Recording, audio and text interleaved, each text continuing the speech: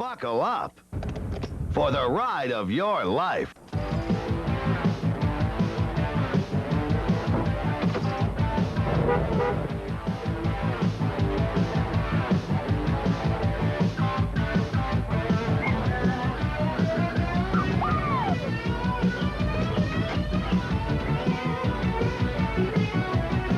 Mike's rolling down the Pennsylvania Road tonight on Newswatch 16 at 6.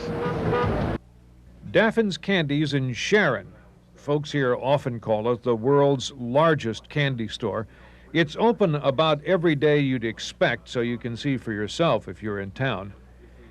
George Kariazis is in sales and marketing, and he said he'd show us around. You know, everybody thinks I have a great job. George is the guy with the great job. He checks the fudge Daffin's makes every day. This time of year, what we're doing is we're making an amaretto fudge and a pistachio. We also have an apricot. And in the fall, we make a pumpkin nut fudge, mint fudge at Christmas time. Then he looks at the jelly beans.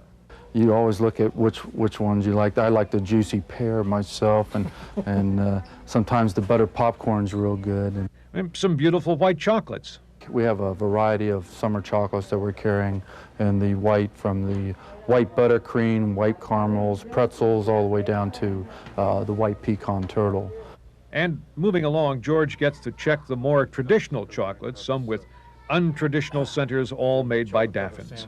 We do use the Oreo for the center, and it's a very tasty piece, chocolate on chocolate with that cream center.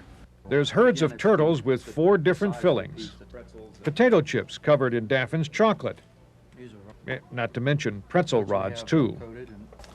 George tries to help wherever he can with that constant concern over quality control.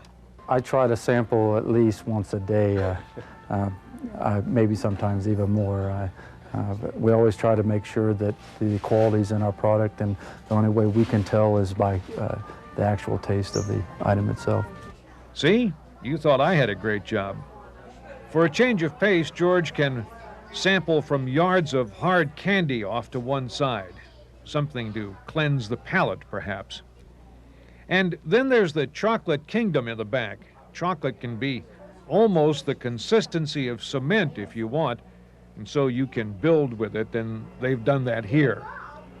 But for older kids, there's the shelves of chocolates, just waiting to be savored. Bite into the center, and you let the aromas melt in your palate and your mouth. It brings out the best of everything.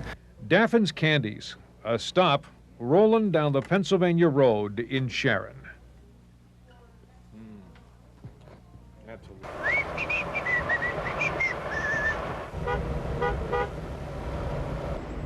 Here's a view for you, downtown Pittsburgh, where 3 rivers come together, where the Pirates play and the Steelers roam in autumn.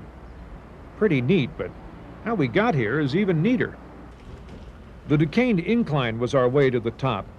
For a small ticket price, you get to ride up a piece of history. These inclines are really interesting engineering accomplishments when you look more closely. One car helps to pull the other, and the whole thing is neatly balanced. I love to see stuff like this work. The ride is smooth, but it sounds like you're on a train, which you are, I guess, but the track has a real tilt to it, is all.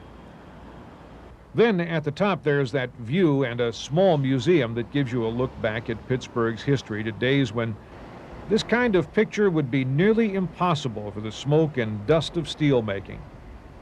Oh, let me tell you about another one of these we found. It's really at the end of the road in Johnstown. Really it is. This is the Johnstown Inclined Plane, and with a 71% grade, it's listed as the steepest inclined plane in the world. Have a good trip. Give us a push. It's almost 900 feet to the top of this incline, which was actually opened in 1891. It was refurbished a few years ago and leaves each end about every 15 minutes. There is a charge to ride it, but it's small, and we thought well worth the price. Like the Duquesne, this is a wonderful piece of engineering, and you can see into the workings at the top, where there's also a small museum and a very good restaurant. Also, like Pittsburgh, there's an observation tower.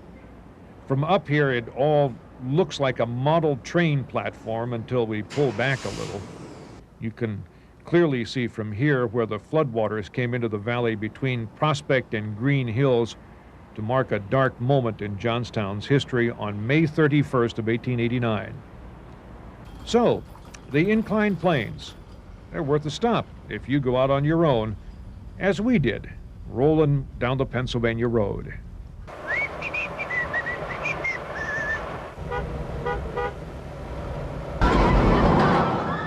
The roller coasters of Kennywood, rides that will send chills down to your very bones and wiggle your stomach all around. Good rides, to be sure. But would you mind if we slowed things down just a bit, down to a pace set in 1926, when the William Densel Company built this merry-go-round, and the Wurlitzer Company provided a delightful band organ to accompany it. We thought it would be too bad if we did not stop and watch a while, join the crowds that bore this wonderful piece of art, and go for a little spin on a summer afternoon, a day just perfect for a ride on the merry-go-round.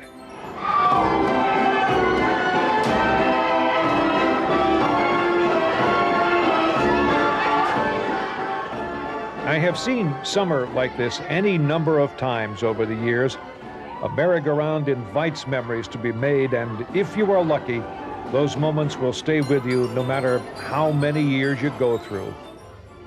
They will be of good times and good fun when your trusty wooden steed ran its endless race on a track that had no beginning. Round and round it ran, kicking up its heels, turning the world into a whirling blur of color and flashing lights and shiny mirrors. It was a marvelous ride. The merry-go-round of summer, the sound of it, the magic of it. I wish, in a way, it could all go on forever, and that I might always be as free as those times aboard my favorite horse. There is nothing else quite like a summer ride on a merry-go-round, and nothing over quite so soon. I'm Mike Stevens, rolling down the Pennsylvania Road in Kennywood.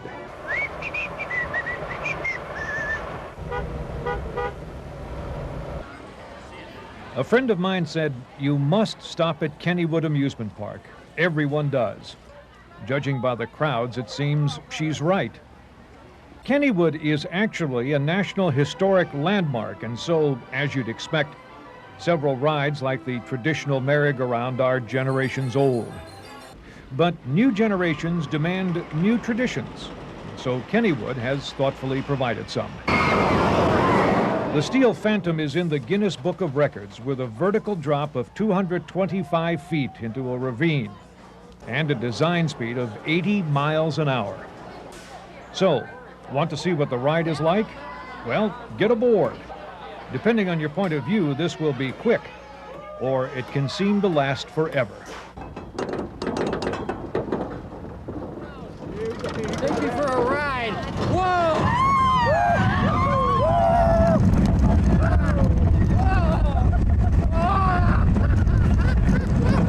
Oh, it's above my seat. Here comes the biggie. Oh my God. Oh.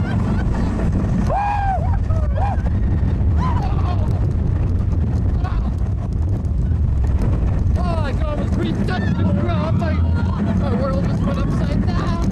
I love it. Oh, one more time. Oh, that's amazing. One more. Oh, that big drop was utterly amazing.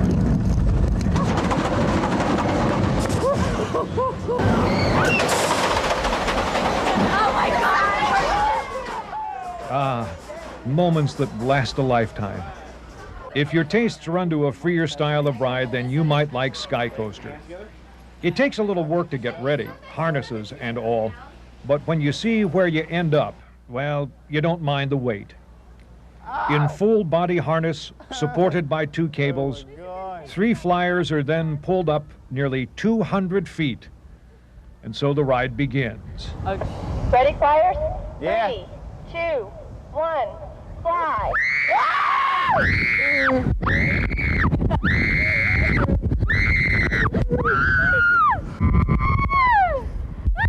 The freedom of flight at about 70 miles an hour. The wind in your hair, the ground rocketing by beneath.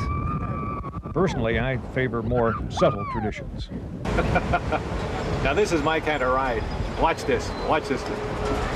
Here we go. Nice big seat. You don't lean out over the edge. But the view is wonderful. Kennywood Amusement Park, a place where traditions are made and renewed each summer. Hey, what's wrong with the Ferris wheel as a tradition? As I get older, I just like my tradition slower, thank you. I'm Mike Stevens, Newswatch 16, rolling down the Pennsylvania Road in West Mifflin.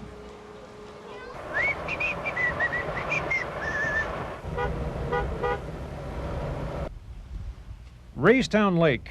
We camped here one night, fished a little too. Lots of boats at Raystown. Really a very hectic place.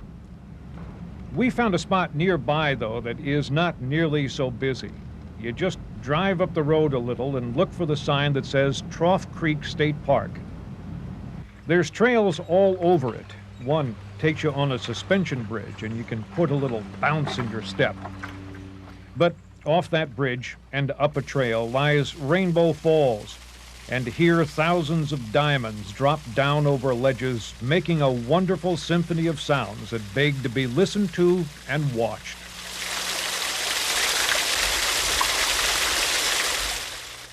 We walked a bit more and found Balanced Rock. Oh, it's a long way down to the bottom from here, but the steps make it easy to get to. This is a huge chunk of rock, balanced so that you have to ask, what's holding it there? And you hope that whatever it is continues to hold at least till you leave. I like this park, for it was the perfect place to stop and relax a spell. By here we'd driven, 900 miles or so, seen a lot. But here you could think about that and bask in the glow nature is so good at creating. Nice trails allow a hike if you want. So after you work up a sweat hiking the trails around this state park, this is the place to go where you want to cool off. It's a place called the Ice Mine, and it's like walking into a giant refrigerator. It's not a mine, really, but a hole dug in the hillside, and it is now an air duct releasing cold air from inside the hill. It's refreshing and cooling on a hot summer afternoon.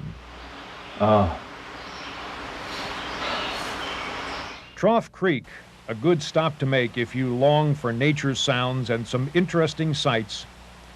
Seems to me you can't ask for much more than that.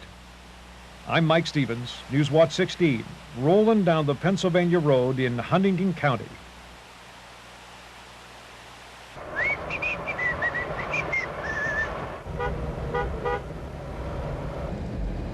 Route 40, down through Washington and Fayette counties, is America's first federally funded highway and the first step in the development of a national road system. There are several interesting things along it. The highway climbs a lot of mountains, and if you stop to look where you've been once in a while, you find some really great views, especially on clear days. FortNecessity is along Route 40. This was the site of the opening battle in 1754 of the war fought by England and France for control of North America. The FortNecessity action was also the first major event in the military career of George Washington. For the fun of it, just to say we did it, we went off Route 40 in Somerset County and walked the final few feet up Mount Davis, the highest point in Pennsylvania. A small survey marker marks the elevation, and so if you stand here, you are higher than any other geographic point. However, if you want to climb a little, you can go beyond that, 50 feet higher, in fact, up angled stairs, level after level.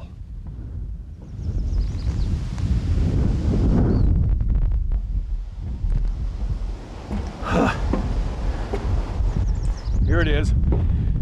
This is the next highest point in Pennsylvania. Right down there is the rock. This is the sort of like a fire tower, and that out there is the view. Not as good as it can be from the highest point in Pennsylvania, but good enough to enjoy. Looking closely over that next mountain, I do believe I can see our next destination. There's miles to go yet. I'm Mike Stevens, Newswatch 16, rolling down the Pennsylvania Road along Route 40.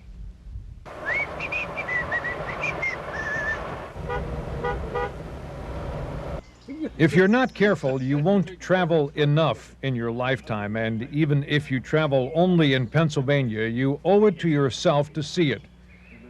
There's so much to see that even in the 1,100 miles or so that we traveled, we barely scratched the surface. I didn't want the boss to think we didn't really go all those miles, so photographer Paul Kilbasa decided to make sure we had proper evidence. He hopped out of the truck on a drizzly morning to capture New York on tape. Just off Route 40, we had the chance to visit 2 states. If you come here, you can then say you were in West Virginia. And go up the road just a little, and you can add Maryland to the list of states you've traveled to. And where Pennsylvania meets Ohio at Sharon, the most interesting boundary line. If you want to know how far we traveled on this trip, we've come all the way over to Ohio. That's Ohio right over there. And if you want to buy your tickets for the Ohio lottery, well, you can do that right at that counter. Now, if your tastes also run to the Pennsylvania lottery, well, that's no problem. This is Ohio. Now we're in Pennsylvania, and you can buy all the tickets you want at the lottery counter right at the Penn, Ohio drugstore here in Sharon. A great opportunity for lottery lovers who live here. Well, the trip is over. We fished a little, camped a little, carried on a little, and it was a nice week. But we had the time to see so very little. Just think of the wonderful opportunities for the future. I'm Mike Stevens, Newswatch 16, rolling down the Pennsylvania Road.